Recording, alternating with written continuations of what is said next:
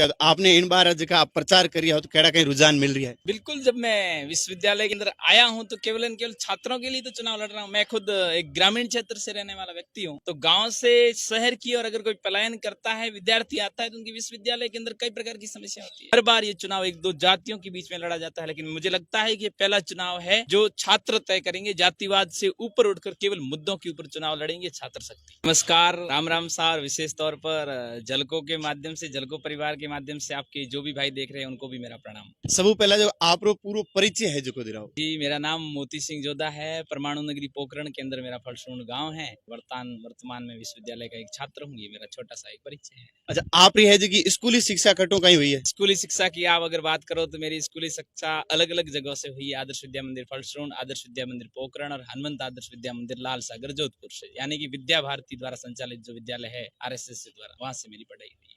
और JNU में है जो आप कभी कहीं एडमिशन लियो तो और आपकी कहीं पढ़ाई चल रही है वर्तमान में? JNU में मैं 2017 के अंदर आ गया था। अभी मेरी MA चल रही है। तो JNU में राजनीतिक सफरी है जी आपकी शुरुआत कटू गई हुई थी? बिल्कुल, मैं जयनारायण विश्वविद्यालय में प्रवेश लेने के बाद लगातार छात्र राजनीति में एक्टिव हूँ। तो आप है जो हमके संग जुड़ा हो, लेकिन आप रो है जो टिकट है जो नहीं दिनो उनो कहीं कारण हो सके? बिल्कुल, मैं एक संघ का स्वयंसेवक था, संघ का स्वयंसेवक हूँ और संघ का स्वयंसेवक रहूंगा। इसमें कोई किंतु परंतु नहीं है। लेकिन पार्टियों को जो उचित लगा, उन्हें जो उचित लगा वो फैसला उन्होंने लिया है, वो उनका काम।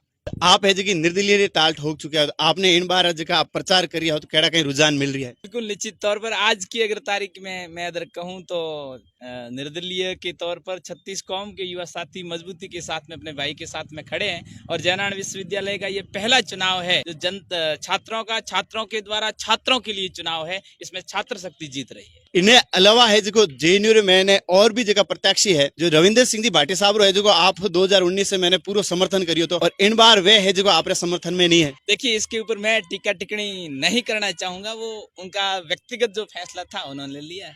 इन बार हमें है जो आप निर्दलीय तौर पर इलेक्शन लड़ रही हो तो आप द्वारा है जगह JNU मैंने छात्र हितर वास्ते कहीं कहीं काम करवाओला। बिल्कुल, जब मैं विश्वविद्यालय के अंदर आया हूं तो केवल छात्रों के लिए तो चुनाव लड़ रहा हूं। मैं खुद एक ग्रामीण क्षेत्र से रहने वाला व्यक्ति हूं, तो गांव से शहर की और अगर कोई पलायन करता है, विद्यार्थी आता है तो उनकी विश्वविद्यालय के अंदर कई प्रकार की समस्या होती है। एक तो रेगुलर क्लास हो सकती है, खेल के क्षेत्र के अंदर स्पोर्ट के अच्छे अगर मैदान हो तो यहाँ से कोई रवि विष्णु निकल सकता है। उसके लिए खेल संसाधन की आवश्यकता है, खेल कोच की आवश्यकता है। NCC है तो उसकी सीटों और बढ़ जाए तो ताकि NCC के अंदर अधिक से अधिक युवा जाए, उन्हें और आगे भविष्य में उनके लिए अच्छा सुंदर अवसर हो सकता है। विश्वविद्यालय का वातावरण है उनको शांतिपूर्ण हो, और उसके साथ साथ में हर बार ये चुनाव एक दो जातियों के बीच में लड़ा जाता है, लेकिन मुझे लगता है कि ये पहला चुनाव है जो छात्र तय करेंगे। जातिवाद से ऊपर उठकर केवल मुद्दों के ऊपर चुनाव लड़ेंगे छात्र शक्ति। JNU जो की राजनीति जगह छात्र संग्रह चुनाव होया करे वे सिर्फ और सिर्फ ज्यादातर दो समुदायों है जगह ध्रुवीकरण मातो होया करे, जाट और राजपूत। उन्हें बारे में आप कहीं विचार? बिल्कुल, मैंने शुरुआत में भी निश्चित तौर पर जब मैं मैदान के अंदर आया था सब प्रत्याशियों का इंटरव्यू लिया गया था, लेकिन मैंने निश्चित तौर पर कहा था कि ये चुनाव है, ये हमेशा जातिवाद से ऊपर उठकर होना चाहिए। विश्वविद्यालय विद्या रूपी मंदिर में प्रवेश करने के बाद में व्यक्ति की कोई जाति नहीं होती, कोई धर्म नहीं होता। केवल छात्र हितों के लिए जो बात करे, जो युवा केवल छात्र हितों की बात रखे, मजबूती की रात में एक अग्रिम पंक्ति में लास्ट पंक्ति में बैठने वाले युवा की बात रखे, युवा हित की बात रखे, उनके साथ में मजबूती के साथ में बिना कोई जाति देखे युवाओं को खड़ा रहना चाहिए। और यही हम सबका हित है, यही राष्ट्र का हित है, यही देश का हित है। आप जगह भाषण देवनी जगह शैली है वह बहुत शानदार है, तो एक दबंग छात्र नेता है तौर माते उभर रहा नहीं, ये एक संगठन की देन है। मैं शुरुआत से ही राष्ट्रीय स्वयंसेवक संघ का एक स्वयंसेवक रहा हूँ, और उस शाखा के माध्यम से, नियमित शाखा के माध्यम से जो सिखाया जाता था उनसे ही माध्यम से वो एक कोशिश है। इन्हें अलावा है जगह आप भड़े कई मुद्दा है जगह आप छात्र हितों वास्ते है जगह उजागर करना चाहो? बिल्कुल, स्टूडेंट हित के लिए ज्यादा से ज्यादा हो, अंदर लाइब्रेरी की व्यवस्था हो सकती, कैंटीन की व्यवस्था हो सकती, सप्ताह के अंदर, महीने के अंदर अलग अलग व्याख्याताओं का, बड़े बड़े व्याख्याताओं का व्याख्यान हो सकता है, मोटिवेट हो सकता है, ताकि मोटिवेट किया जा सके कि हमें किस क्षेत्र के अंदर। कई बार 12वीं करने के बाद विद्यार्थी यहाँ आ तो जाते हैं, उनका लक्ष्य तय नहीं होता है कि यार हमें करना क्या है, तो उनको भी कैसे प्रेरित किया जा सकता है।